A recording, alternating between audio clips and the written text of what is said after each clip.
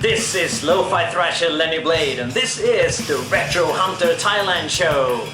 So today I'm going to do a video games pickup video, and it will be starting from maybe early March, and then through May, and through April and May, up until where we are now. So it will be mostly Famicom and Sega Saturn stuff. So first I'll show you some of the stuff, and after that I will do Sega Saturn separately, because I've been picking up a lot of Sega Saturn stuff. So anyways, without further ado, let's get to it. Alright, we are down at the table here again, and we're taking a look at the first batch of Famicom games. So we've got Mappy and Bomberman. Now the Bomberman is an old cartridge. It's been resealed. Mappy is the only one that hasn't been resealed. It was an arcade game that was fairly popular in Japan, and this is the 84 cartridge. And then we got, of course, Super Mario 3 that's also been resealed, and the original Mario Brothers game, which I love. It's also been resealed. 50 baht each for these games. Alright, so we're out in the garden and we just cut open this package here, and we'll take a look at what's inside. Whoa, more games! What a surprise, right? Alright, so we've got a couple of Sega Saturn and PlayStation 1 games here. Mostly fighting games. And yeah, there are some cool stuff in here for sure.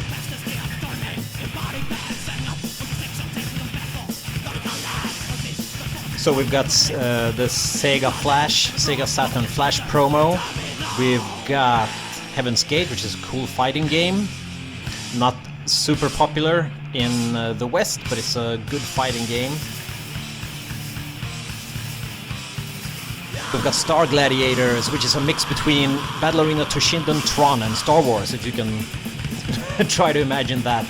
And then we've got Race Driving, which is a cool but very strange conversion, arcade conversion, because the conversions for the 16-bit Sega wasn't very well received, so I don't know why they decided to release it on the Sega Saturn. But so we got some more games. Space Griffin for the PlayStation. It's a pretty cool game. A little bit of a language barrier, but not too bad. Tobal number 1 with the infamous Final Fantasy demo disc inside. Tobal number 1 is a cool fighting game with a lot of grapples. And we've got The King of Boxing, which is a cool Sega Saturn boxing game. We've got the F355 Challenge, which is a Dreamcast Ferrari racing game. The only Dreamcast game I picked up. Continuing on here with a couple of more games, which, yeah, that shouldn't be much of a surprise here. These are more Famicom games. I got these from the same seller. I paid, if you break it down, I actually paid only 48 baht per cartridge. So we've got Star Force, which is a cool classic. This was also released on the NES, but yeah, so that's a cool game. It looks to be like in very good condition. Many of these games. Xevious, and this is the black version of Xevious. I've already shown that I own the gold version, but this is the numbered Xevious version. The Tower of Druaga, which is an arcade game, and this is a very good version of it as well. And we've got Pac-land here, which may not be as good a conversion, but or at least not as popular, but pretty cool. So this particular cartridge is from '85. I think the arcade came out in '84 or '83 something. I'm the Lo-fi Thrasher, I don't do research. And here we've got Cycross, which is another cool game. And Mag Max. Not Mad Max, but Mag Max. And these two games are in the Nichibutsu series, as you can see. That top label there looks like almost handmade, but I do think that it's official, so I don't know. But yeah, these are numbered. We'll take a look at that later on. And the last game is Challenger. And anyone who's played this game knows that it's a good name for this game, because this game is very challenging. So let's take a look here. This is the Nichibutsu series, and I've got number 1 and 2 here. And actually these Namco games, or Namcot, published games are also numbered. So that's pretty interesting that they had different kind of series of games. This is a Super Famicom that I picked up. It didn't work. I got it, or it worked, but the picture was very dark, which I knew already going in. So I was hoping to fix it, but I didn't have the correct tools for it yet. It came with one game, which is a really bad game, and it also came with a controller. The controller worked, and all the cables worked. So I think I paid 200 baht for it plus shipping. So it was worth it just for that. I've also got the Beat Mania game for the PlayStation, and this is a rhythm game. I do like that the CD looks like a vinyl record. It's pretty cool. And it also came with a controller, of course, so I'll be looking forward to trying that out later.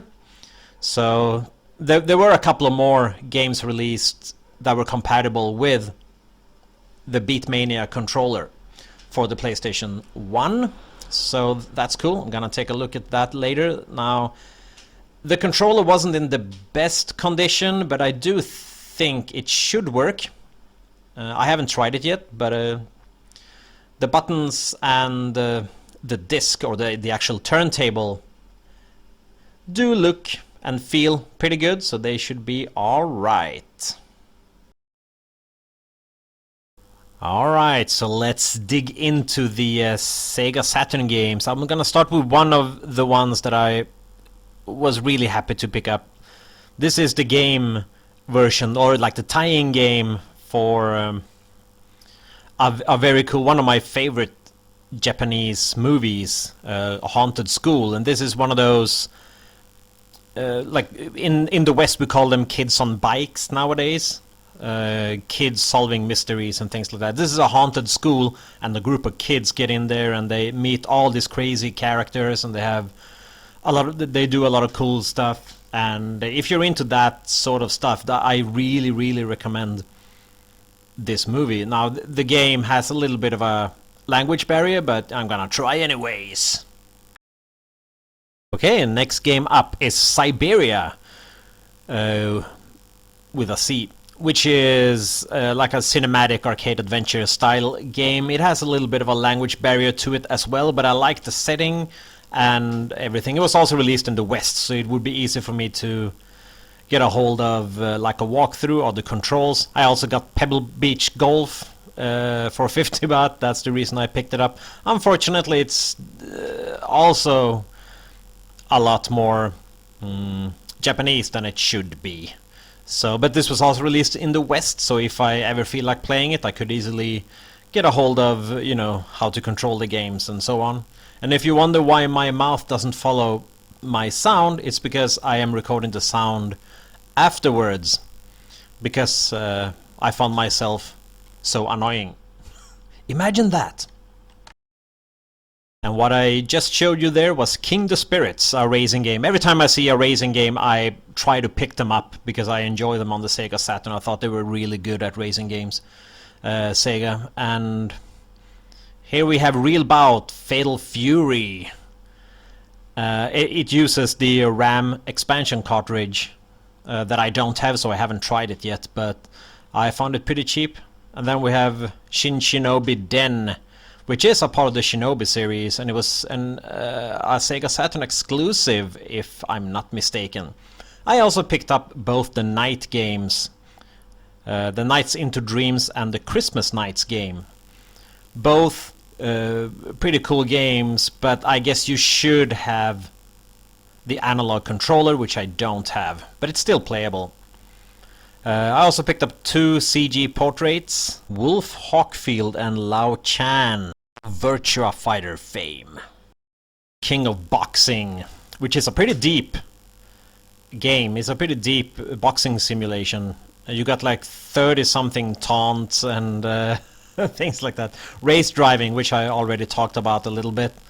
This it's an interesting, it has an arcade mode, but it also has something called like a Sega Saturn mode. This game here called J-League was just a football game, but I thought it would be nice to get a football game, just, you know, I could play it with my colleagues or something, but it's like management game, so obviously text heavy. This is Dracula Detective, which is a pretty cool game, but also language barrier, and it has never been released in the West as far as I know. Darius Gaiden, which is a classic shoot 'em up. This one I paid a little bit more than I was really comfortable for, but I really wanted it because I loved that game on the PlayStation 1, so I wanted to try it out on the Sega Saturn, where it's supposedly better. So, and that was Virtua Fighter 2, a game series that I actually like. Hang On GP 95 gets some hate online, but I like it. It's a good arcade conversion. We've also got Last Gladiators, which is a pinball game. I like myself some good pinball games ever since Pinball Fantasies and Dreams on the Amiga, but also Pinball Construction Kit for the Commodore 64, and I also enjoy Pinball on the Famicom /NES. The game I just held up there was Layer Section, which is a pretty cool shoot 'em up game. And then we've got Netetsu Ayoko, which translates into Hot-Blooded Family. Catch you later.